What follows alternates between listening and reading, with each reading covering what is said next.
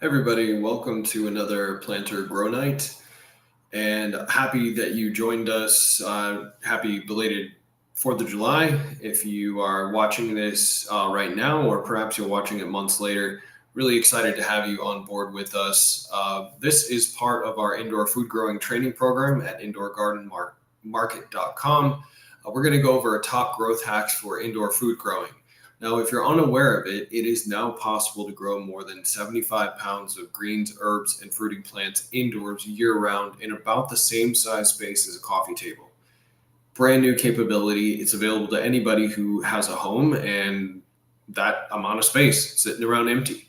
So pretty much everybody qualifies. It's easier to grow indoors. You can do it 12 months out of the year. That's 4 full years of growing indoors. And the basic things you need to learn are quite simple. You don't need to play around outside, no heat, no bugs. It is really, really simple. So really happy that you were able to join us. If you haven't done so far, we do have our Green Thumb Guide AI assistant up there powered by ChatGPT. Please give it a try. It's going to walk you through the basics of selecting the size of a space, how much you want to grow, the time you'll spend in your garden, and it gives you basically, it will give you a shopping list and a setup sequence for your new indoor garden. It's limited to soil right now, but we've got tons of resources for hydroponics. And I like to take this intro and really outline the fact that this should be considered to be in addition to outdoor growing. If you are growing outdoors and you're doing well, keep doing that. It's probably unlikely you can do it 12 months out of the year. So you can look at indoor growing as like that added bonus. You can just really maximize your production and get going. So thanks so much for joining us. We're going to go over some of these hacks here. And if you haven't done so already, please jump over to our website. You can see it right here. There's a handy little QR code. This is a free growing training program, indoor food growing training program, runs year round. We take you from nothing to full harvest in a little under 3 months. Really easy to do, and happy to have you join us there. So if you haven't done so already, please follow us at Indoor Garden Market, all social channels. And if you do happen to grow indoors, we'd love if you could do a hashtag #MyIndoorFoodGarden, just so everyone can see it out there. So first thing to jump into, now it's really important that as you are growing indoors, you've got the right LED grow lights. A couple things to consider. Greens and herbs really need about 50 watts of light consumption. There are high intensity lights out there, for example, Happy Leaf lights, which you'll see in the QR code over there. Those are even more efficient, really great for fruiting plants especially. They've just got the right mix of power and light to get you going. But if you just order something off of Amazon, then I would shoot for 50 watts for greens and herbs and about 100 watts or a little bit over that for your fruiting plants. So your tomatoes, cucumbers, things like that. Now, I've got a little demonstration here for you. This is actually an arrow garden. It's not operational yet. I'm going to replant it. When you are growing and you've just started to plant your garden here, I'll bring over a couple of seedlings.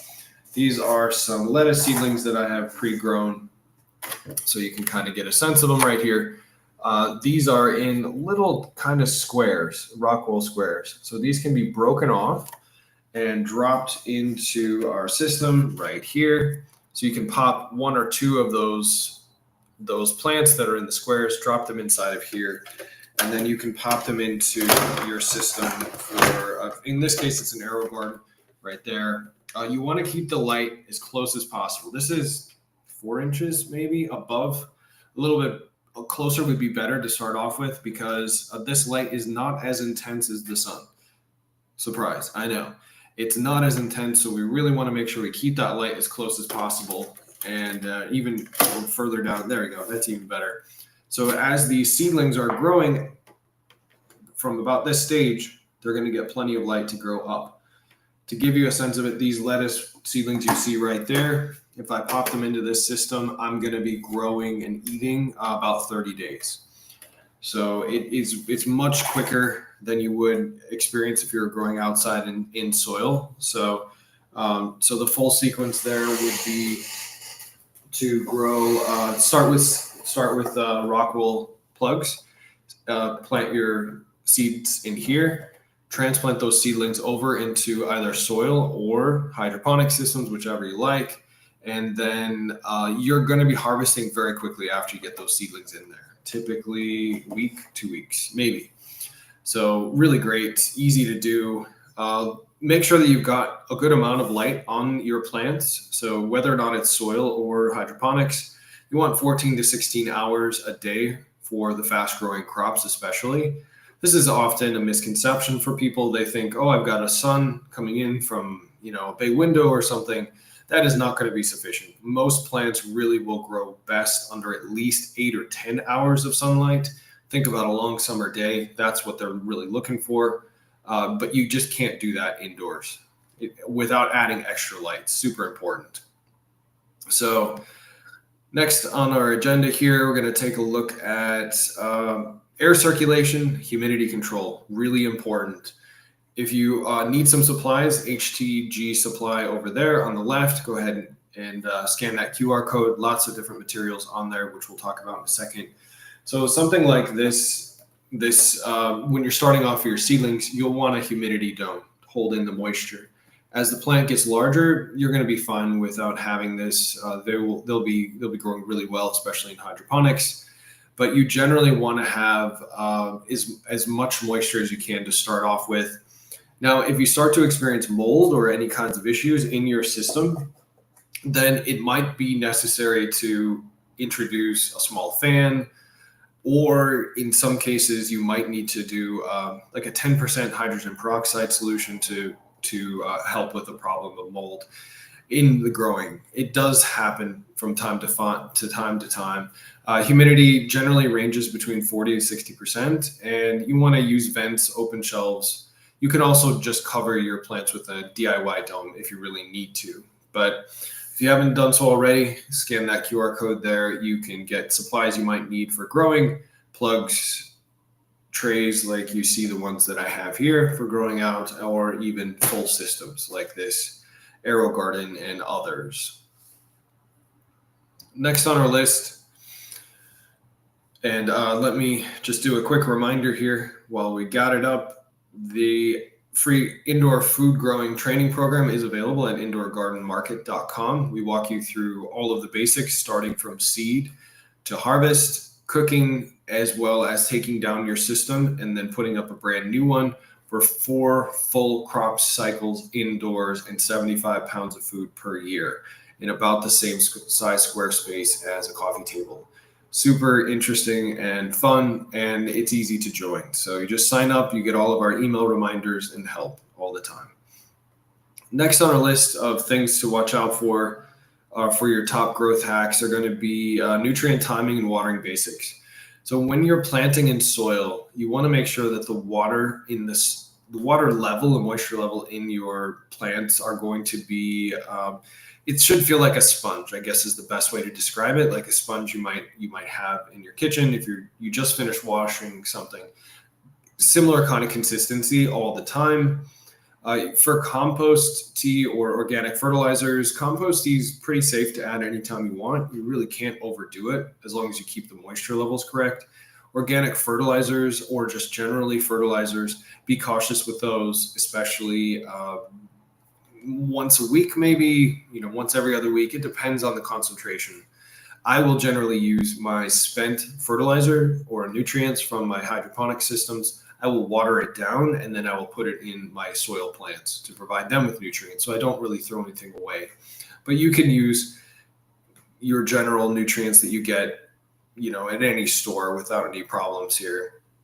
Common signs of over or underfeeding. Underfeeding, yellowing leaves is a big one for that. You might experience that if there's too much water or not enough nutrients. At the seedling stage and a little bit after, generally speaking, when it's yellowing, as long as it's not moister than that sponge, then it's usually you don't have enough nutrients. So you want to add those to your plants. Soil-based growing generally likes a target of pH of 6 to 6.5 and 5.5 to 6 in hydroponics. So kind of get a sense of the differences there. When you're first starting off, if you're not doing more than 50 or 100 plants, you don't really need to worry too much about those. A lot of the hydroponic systems are self-balancing. And soil, you're pre-buying earth or compost mixtures, potting soil mixtures. Those are going to be pretty well balanced already. It's not like outdoor growing.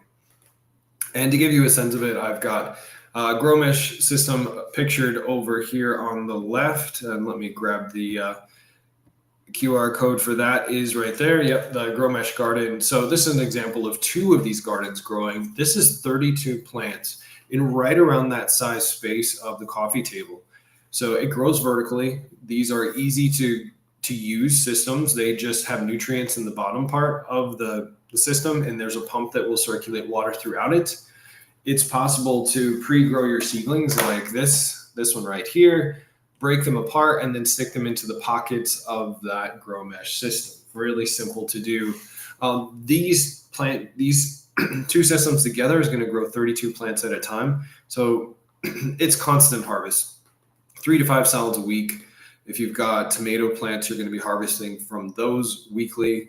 Those are easy to grow indoors with these systems. So lots of different ways to grow. Really recommend trying those out. And the maintenance really is just topping off the nutrient system and replacing the nutrients 1 time per month with a fresh gallon in the bottom of the system. Super easy. So jumping back over, just one more quick reminder, we do have our free growing training program at indoorgardenmarket.com. It's got email reminders, tips and tricks, lots of helpful things to get you going, and you can grow along with our community as well. So it's lots of fun, and we would really enjoy it if you came and joined us.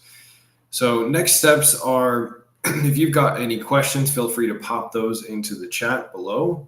Happy to help you out as needed. And if you are doing any indoor growing or outdoor growing for that matter, we'd really love to hear from you on our social channels. So we are at indoorgardenmarket.com or Indoor Garden Market on all of the social channels. And if you post something and you started growing, or maybe we helped you out to get going, we'd love to see that. Just do hashtag #myindoorfoodgarden and we will be happy to feature you on our next Plant or Grow Night. So really exciting times, and we're happy you could join us. So just to recap, we went through some of the basics of getting more production out of your system. So that would include airflow, making sure that you've got healthy airflow for either the seedlings you're growing or the plants. That would include having the right LED grow lights and keeping them close to the plants as they're growing, and then backing them off as they grow up, depending on what kind of system you've got out there. And then, of course, the nutrients. Now, most of the pre-made nutrient systems, nutrient solutions out there are okay. If you're growing soil, for example, in a cloth bag inside, then generally speaking, you don't really need to add a lot of nutrients. It's going to be fairly basic.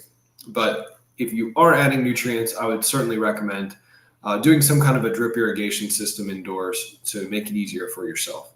That way you've got all of your basics covered.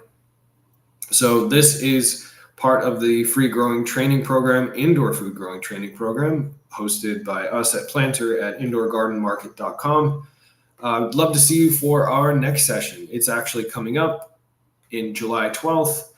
Same time, same channel. We're going to demo expanding your indoor food growing experience with towers, walls, bins, give you some ideas about alternate ways of growing that's beyond something like, say, a pre-built aero garden system. I mean, these work really well, but as you can see, not that many holes in here. This is really good only for culinary herbs. You're not going to grow a tremendous amount by comparison. So if you really want to maximize your production, it's good to go vertical, and it's also good to add on larger systems like maybe bags or something to that degree. So that's coming up on July 12th, 8 p.m., demoing, expanding with towers, walls, and bins. And just one more quick reminder, please go to Indoor Garden Market on any social network. And if you are growing indoors and would like to share with us, then do hashtag my indoor food garden so that we can promote you. We can share with people all around the world how all of this works. And one last time, if you haven't done so already, our free indoor food growing training program is right there. QR code, scan that. You get email reminders, all free. Tons of information about how to do this year round. And remember that in the end, our goal here is really to get you up into controlling your food supply. So we want you to be able to grow more than 75 pounds of food in less space than a coffee table with LED grow lights. That's soil growing, it's hydroponic growing, it's 4 harvests per year. It's more food than you've ever experienced in your lifetime growing indoors. And you control it. I think that's the real takeaway here. You control the food, you control what's growing in there. No one is spraying anything. There's no trucks that are going to stop bringing it to you. It can be in your home, inside of a city, high-rise apartment building. It can be in a suburb, wherever you call home, basically. It can be home with you. So exciting times. Really happy that you decided to join us for this. Please like and subscribe, comment if you have any questions. Let us know how we can do better, and where we may be falling short on our content to get you going with this brave new world of indoor food growing with LED grow lights. Thanks so much, and we will see you next week.